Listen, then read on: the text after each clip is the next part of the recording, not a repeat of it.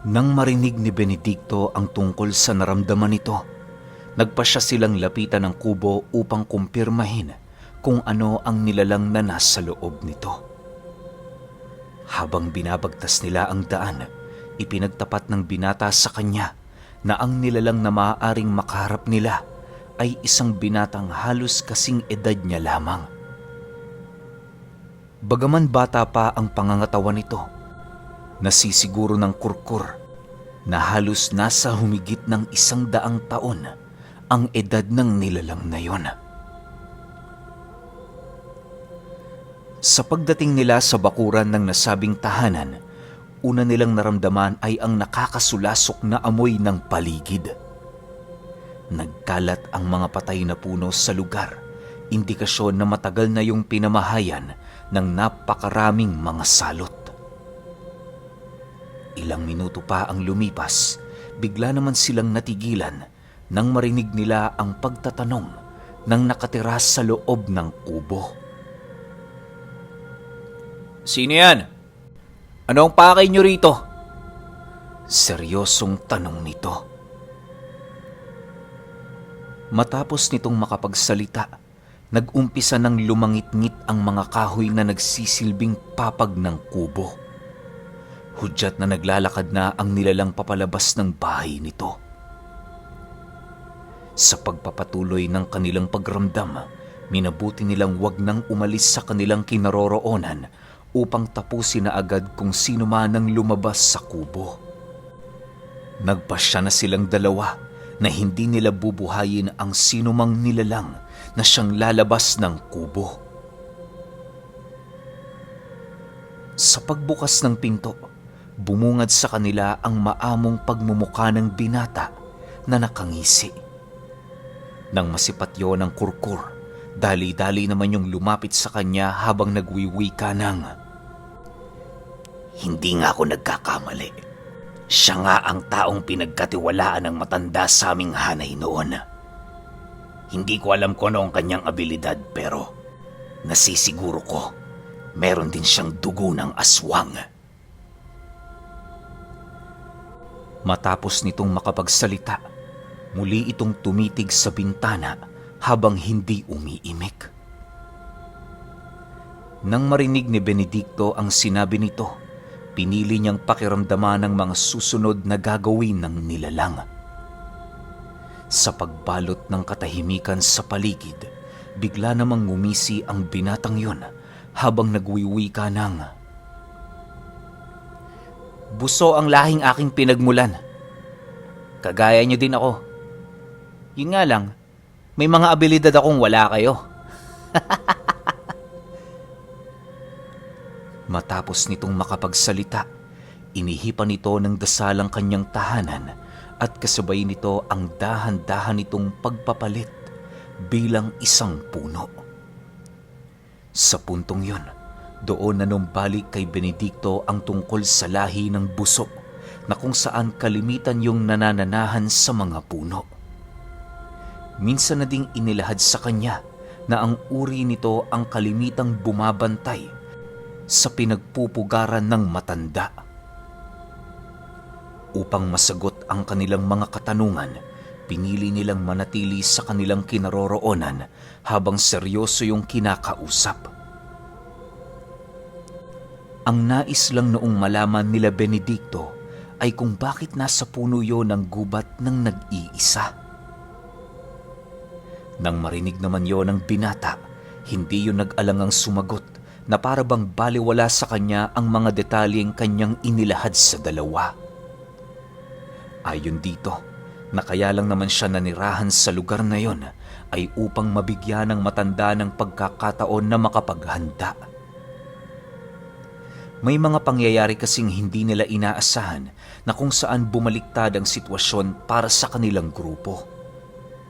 Noong kasalukuyan, meron silang iniiwasang mga mensahero na sikretong tagasunod ng may-ari ng puting kabalyero. Upang mapanatiling ligtas ang matandang kanilang pinaglilingkuran, nagpasya silang magpaiwan sa bawat daang maaaring daanan ng kanilang mga kalaban.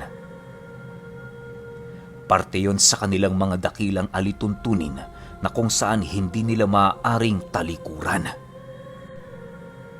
Matapos nitong makapagsalita, agad naman itong pinaalis ang dalawa na parabang ayaw na niya yung makita. Sa pagkakataong yon, naramdaman nila Benedicto na hindi sila tinuturing na banta nito, bagkus ay isang manlalakbay lamang na naligaw sa lugar. Para sa kanya, hindi katanggap-tanggap ang bagay na yon, lalo pat marami na din siyang pinatay na nilalang na nasa hanay ng lahi nito. Nang hindi na niya maatim ang sinasabi ng binata, nagpasya siyang magbigkas ng mga engkantasyon bilang paghanda sa kanyang pagpapalit anyo. Nang marinig ito ng kurkur, tinawag na din ito ang alaga niyang unlaun na kasalukuyang nagkukubli habang maiging nagmamasid. Sa isang iglap, bumungad sa buso ang dalawang anyo ng nilalang na siya namang ikinagulat niya ng husto. Inaasahan na niya ang uri ng kurkur pero hindi niya alam na kasama pala nito ay isang gabunan. Ilang minuto pa ang lumipas, muli itong nagtanong sa kung ano ang nais nilang mangyari. Bagaman wala sa isip nito ang makipaglaban, napilitan din itong magpalit ng anyo nang maramdaman nito ang galit sa katawan ni Benedicto. Wala akong natatandaang may atraso ko sa inyo. Umalis na kayo. Hindi kayong uri ng panauhing hinihintay ko. Wika ng nilalang habang dahan-dahang umaatras. Nang marinig ito ni Benedicto, nag-aangil naman yung tumitig sa buso habang galit na sumasagot ng, "Hindi mo ako natatandaan, pero ako tandang-tanda kong lahat ng problemang ibinigay ninyo sa pamilya ko at sa mga kadugo ko." Matapos niyang makapagsalita, buong lakas naman niyang sinunggaba ng nilalang. Minabuti niyang hindi tawagin ang sibat ni Ahum nang sa gayoy maging brutalang pagpatay niya rito. Bago siya tuluyang makalapit sa nilalang na yon, ipinahiram ng kanyang gabay sa kanya ang isang mutya na merong kakayahang makasilay ng mga bagay na hindi nakikita kahit gamitan pa ng ikatlong mata. Pagramdam niyang sumakop na yon sa kanyang paningin, hindi na siya nag-alangan pang sundan ng buso kahit saan man yun dumako. Sa pagpapatuloy ng kanilang paglalaban, nagagawa pa ring umatake ng nilalang kahit pinagtutulungan na siya ng dalawa. Inaasahan naman yung mangyayari nila Benedicto, lalo pat hindi sila gumagamit ng mga usal at pamako. Maya-maya pa, nagawa na ngang mahawakan ng kurkur ang nilalang na siya namang nagbukas ng pagkakataon para kay Benedicto upang walang awa yung undaya ng saksak gamit-gamit ang kanyang matatalas na mga kuko. Pagtarak ng kanyang kuko sa balikat ng buso, agad naman yung nagpumiglas kung kaya't hindi niya yun nalapatan ng malubhang pinsala sa katawan. Habang paika-ikang tumatakbo ang nilalang, nasipat nila ang isang pinto sa puno na mismong kubong pinagtitirhan ng nilalang. Pagpasok nito sa pintong yon, laking gulat na lamang nila nang biglang baluti ng katahimikan ng lugar. Pinilit din nilang sundan ng nilalang pero sa kasamaang palad wala silang makitang daan papaloob sapagkat ang pintong minsang dinaanan ng buso bigla na lamang naglaho. Alam nila Benedicto na wala nang kawala ang nilalang na yon kung kaya't wala silang ibang gagawin kundi ang maghintay sa paglabas nito. Ilang beses na din nila yung kinausap pero wala silang narinig na kasagutan na nanggagaling sa nilalang. "Huwag mo nang sayangin ang oras namin. Lumabas ka na at nang maipagpatuloy na natin ang ating paglalaro." Wika ni Benedicto habang paulit-ulit nitong kinakatok ang puno. Subalit kahit anumang pamamaraan ang kanyang gamitin para makausap ang nilalang, hindi pa rin siya nito pinapaunlakan. Ilang minuto pa ang lumipas, bigla na lamang silang napaatras sa lugar na yon nang maramdaman nila ang paglalagas ng mga dahon ng puno. Sa isang iglap, nakasipat sila ng mga kakaibang aninong nagkukumpulan sa buong lugar na para bang meron yung hinihintay. Maya-maya pa, doon na nila narinig ang engkantasyong binibigkas ng buso at kasabay nito ang dahan-dahang paglapit ng mga anino. Tinangkapan nilang pigilan ang pagkumpulan ng mga aninong yon pero wala silang magagawa sapagkat iniiwasan nilang gumamit ng mga lihim na karunungan. Bagaman hindi alam ng kurkur kung bakit hindi gumagamit ng mga buhay na salita si Benedicto, pinilit nitong ipagpatuloy ang kanyang ginagawa. Naniniwala siya na paniguradong may dahilan kung bakit nito ginagawa ang ganoong bagay. Ilang minuto pa ang lumipas, nasipat nila ang paglabas ng buso sa puno, hudyat na handa na yon upang muli silang kaharapin. Pagrinig nila sa napakalalim nitong pag-aangil, kitang-kita nila ang pagsunod ng mga itim na anino sa likuran nito. Maya-maya pa, laking gulat na lamang nilang dalawa nang biglang mag-anyong isang napakalapad na pakpak ang napakaraming mga aninong tinawag nito. Nang ilang dipa na lamang ang layo nito sa kanila, dahan-dahan naman silang lumapit habang inihahanda ang kanilang mga sarili. Nang mapagtanto ng kurkur na nakatuon ang buong atensyon ng buso kay Benedicto, agad naman niyang inutusan ang unlaun na yon ay sugurin. Alam niyang magagawa itong masunggaba ng unlaun dahil sa bilis ng paggalaw nito pero nang ilang dipa na lamang ang layo nito sa nilalang, laking gulat na lamang niya nang bigla na lamang yung hinawakan sa leeg ng buso. Habang nagpupumiglas noon ang unlaun, buong tapang yung tumitig sa kurkur habang dahan-dahang ngumingisi. Pagbaling ng paningin nito kay Benedicto, walang pagdadalawang isip nitong ibinalibag ang unlaun sa lupa na siyang naging sanhi upang panghinaan ng husto ang kurkur. Sa sobrang lakas ng pagkakahampas nito sa unlaun, maging siya aminadong labis siyang naapektuhan dahil sa pag-ataking yon. Ilang minuto pa ang lumipas, wala na siyang nagawa kundi ang mapaluhod sa lupa habang pinagmamasdan ang kasalukuyang nangyayari sa paligid. Maya-maya pa, doon na niya nasipat ang buso na dahan-dahang gumagawa ng hakbang upang umpisahan ang naudlot nilang paglalaban. Sa isang iglap, nagbuno ang dalawa na halos ikayanig na ng buong paligid. Sa pagpapatuloy ng pagmamasid ng kurkur, ramdam na ramdam nito ang pagiging magkapantay ni Benedicto at ng buso pagdating sa pisikal na lakas. Bagaman medyo dehado si Benedicto dahil sa mga aninong nakakapit sa likod nito, pinipili pa rin itong huwag gamitin ang kanyang espiritual na sibat. Dahil sa ganoong pagpapasya ni Benedicto, kung kaya't hindi naglaon, unti-unti na niyang nararamdaman ang pangingibabaw sa kanya ng buso. Sa muling pagbagsak niya sa lupa, nang hihina naman siyang tumatayo habang tinatanong ang nilalang kung nagamit na ba nito ang sukdulan ng kanyang kakayahan. Nang marinig ito ng buso, tumawa lang naman ito na para bang isang biro para sa kanya ang naging tanong ni Benedicto. "Huwag kang magpatawa, gabunan.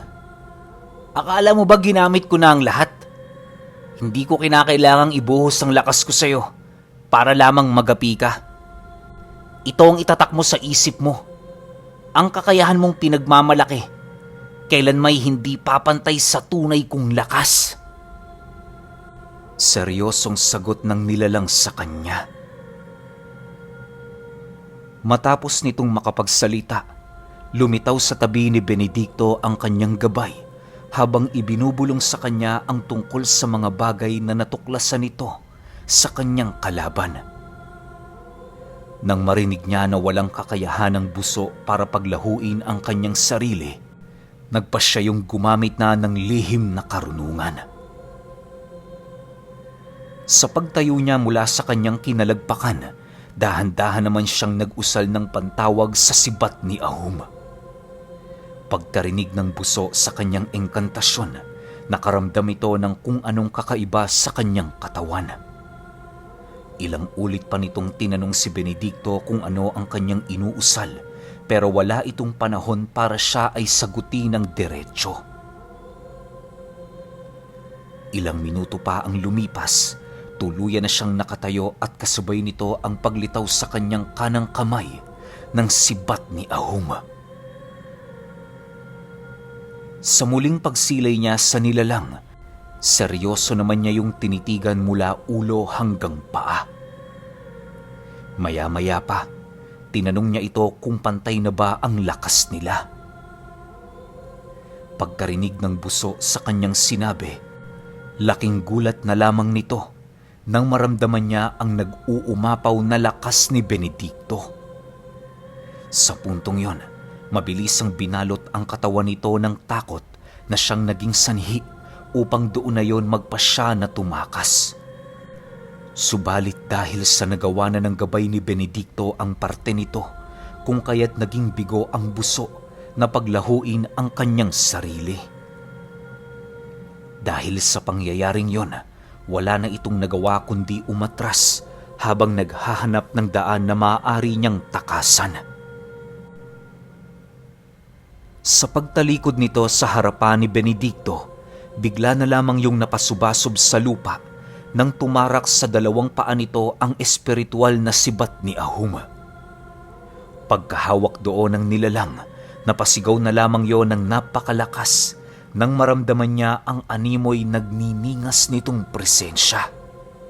Sa isang iglap, naagnas ang kabuuan ng pang-ibaba nitong katawan na siya namang nagdulot ng animoy mala-impyerno nitong paghihirap. Pagsilay ni Benedicto na labis nang nanghihina ang buso, agad naman niya yung nilapitan habang nananatiling walang imik. Nang makalapit na siya sa nilalang, inutusan niya ang kurkur na pagbutihin ang pagbabantay sa paligid upang hindi sila masalisihan ng kasama nitong nagkukubli kung meron man.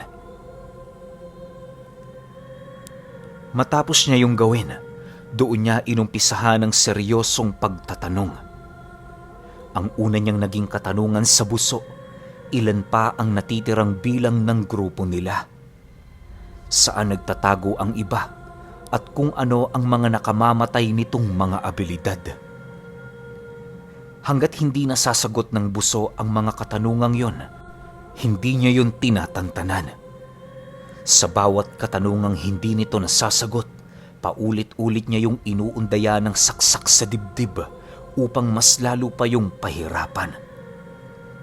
Ipinagtapat niya din noon sa nilalang, hindi niya yon tatantanan hanggat hindi niya nalalaman ang mga sagot sa kanyang pakay. Nang marinig ito ng buso, mangiyak-ngiyak naman itong tumitig sa kanya habang nagtatanong ng, "Ano ba ang kailangan mo sa amin? Kabilang ka ba sa mga mersenaryo? Sino ba kayo?" "Hindi na mahalaga kung sino kami. Ang kailangan mong gawin ngayon, sagutin ang aking mga tanong. Wala kang pagpipilian kundi sumunod sa aking kagustuhan. Ito ang tatandaan mo, buso. Sa bawat pagtanggi mong sumagot, mas lalo mo lang dinadagdagan ang oras ng iyong paghihirap. Kung maging mabuti ka sa akin, baka mas padaliin ko pa ang iyong pagpanaw." Sagot naman ni Benedicto sa nilalang. Nang marinig ito ng buso, nagpatuloy pa rin yon sa pagmamatigas. Halos inabot din sila noon ng 2 oras bago nila nakuha sa nilalang ang kanilang mga inaasam. Ayon sa buso, may kalayuan pa sa lugar na yon ang pinagpupugaran ng kanilang Panginoon. Sa bawat bundok na kanilang madaraanan, nakakalat doon ang iilan sa kanyang mga kasamang naghihintay. Dagdag pa nito na habang papalapit na sila sa pugad, mas lalong lumalakas ang mga bantay sa bundok na kanilang daraanan. Makakasagupa din sila ng mga bagat at mga bitag na ginawa mismo ng mga matataas na uri ng mga mangkukulam at barang. Inilahad din ng nilalang na yon nang hihina na ang kanilang Panginoon. Kahit hawak nito ang iilan sa kaluluwa ng mga sinaunang demonyo, hindi ito sapat para manumbalik ang kanyang dating lakas.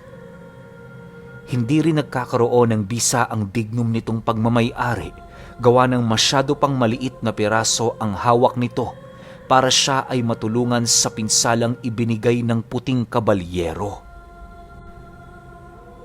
Matapos itong marinig ni Benedicto, muli niyang kinausap ang buso kung ano ang nangyari sa matanda. Nang marinig yon ng buso, ipinagtapat nito sa kanya ang nangyaring digmaan sa lugar ng Siraway.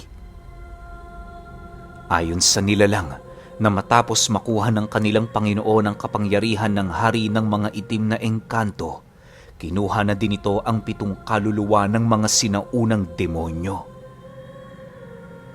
Sa pamamagitan ng ganoong kakayahan, nagkaroon ito ng pagkakataon para maisagawa ang ritual sa apoy na siyang pagtawag sa mga waay. Hindi lang isang waay ang tinawag ng matanda dahil naniniwala ito sa pamamagitan ng nilalang na yon, magagawa niyang mapatay ang antingerong nagtatangan ng puting kabalyero.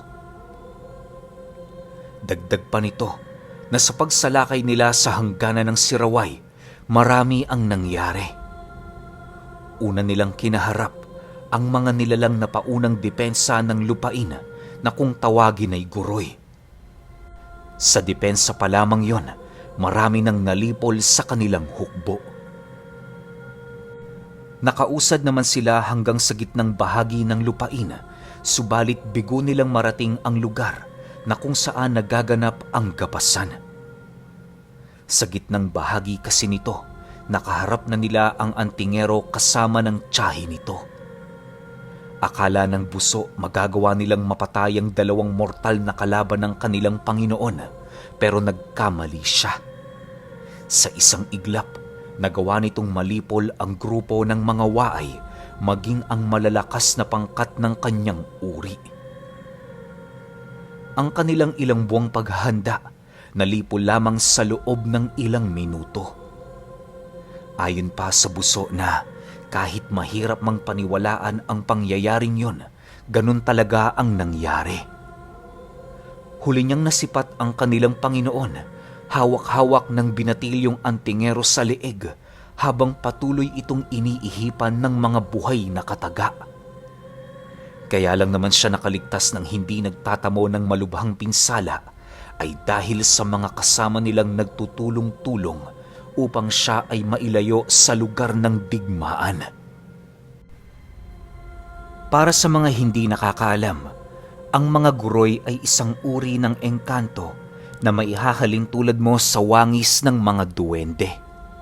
Subalit ang kaibahan lang ng mga guroy, meron yung sukat na halos kasing taas ng mga ordinaryong tao.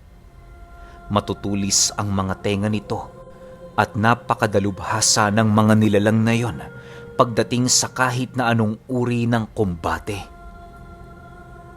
Nabibilang din ng mga guroy sa matataas na uri ng mga engkanto dahil sa mga kakayahan nito. Sinasabi ng mga matatanda na ang mga guroy kasalukuyang tagapagtanggol ng tao. Malalim ang ugnayan ng mga ito sa mga ordinaryong tao, kung kaya't sa tuwing nananalasa ang anumang dilubyong gawa ng kalikasan, bumababa sila ng bundok para tumulong. Marami na din ang nakapagpatunay sa pag-iral ng mga guroy Gawa ng kapag tumutulong ang mga ito, hindi nila inaalis sa memorya ng mga taong natulungan nila ang kanilang mga anyo. Dagdag pa ni Benedicto na kadalasan ding nag-aanyong tao ang mga guroy upang maghanap ng mga babaeng makakasama nila habang buhay. Matapos nilang marinig ang tungkol sa kwento ng buso, labis-labis naman ang kanyang pasasalamat sa nilalang. Bilang ganti sa pagiging tapat nito sa kanya, pinatay niya yon ng walang paghihirap. Inilibing din nila ito sa tabi ng punong minsan itong pinamahayan, tanda ng kanilang pagkilala sa kabutihan ng nilalang. Sa paglalim ng gabi, nagpasya silang maghanap ng lugar na maaari nilang palipasan ng magdamag. Hindi na nila ninais pa noong magpatuloy, gawa ng aminado si Benedicto na labis nang nanghina ang kanyang katawan dahil sa digmaan. Ilang minuto pa ang lumipas, nakahanap na nga sila ng lugar na maaari nilang pagpahingahan. Habang nagbabantay silang dalawa, doon nila napag-usapan ang ginawa niya. Kanina napansin ko, bakit ang tagal mong gamitin ang sibat ni Ahum? Akala ko ba gagamitin mo ito kapag nasukat mo na ang kakayahan ng buso? Nagtatakang tanong ng Kurkur. Nang marinig ito ni Benedicto, tumawa lang naman siya habang iniikot ang karne nitong niluluto. Pagtingin niya sa Kurkur, kampante naman siya doong sumagot ng, "Matagal ka ng tagasunod ng buso, tama? Hindi mo ba alam ang tungkol sa abilidad nilang kayang maglaho na parang bula? Kung ipinakita ko kaagad sa kanya ang sibat ni Ahum, ano sa tingin mo ang mangyayari? Madadakip ba natin siya? Malalaman ba natin ang tungkol sa naging istorya niya? Bago ako nagpasya na gamitin ang sibat ni Ahum, sinigurado kong nagawa na ng aking gabay ang selyo para sa abilidad nito." Matapos niyang makapagsalita, halos hindi naman makasagot ang Kurkur dahil sa labis na pagkamangha. Sa puntong yon, doon ito tuluyang napagtanto na hindi si Benedicto ang uri ng antingero na basta na lang gumagamit ng abilidad na hindi pinag-iisipan. Okay, grabe. Ibang klase rin talaga si Benedicto mag-isip no? Alam niyo kung tutuusin, habang ninanarrate ko to, parang sa isip-isip ko, bakit di mo nalang gamitin agad yung sibat para matapos na yung laban? Hindi pala, meron pala siyang hinihintay na ginagawa nung gabay niya. Yun yung maselyuhan yung abilidad ng buso. Kasi di ko rin alam tong buso parang ngayon ko lang narinig to. Hindi ko lang alam kung may ganito na ba ako naging kwento. Pero ang angas talaga ng taktika nito ni Benedicto no? Ang tanong ngayon, yung mga susunod na bundok na pupuntahan nila, ang sabi ng buso, mas matitindi yung mga kalaban nila, di ba? Para malaman natin kung anong uri ng mga nilalang yon, sunod na kagad natin yung 16. Mamaya yon, 7 a.m. Kaya pahintay na lang ako. Salamat.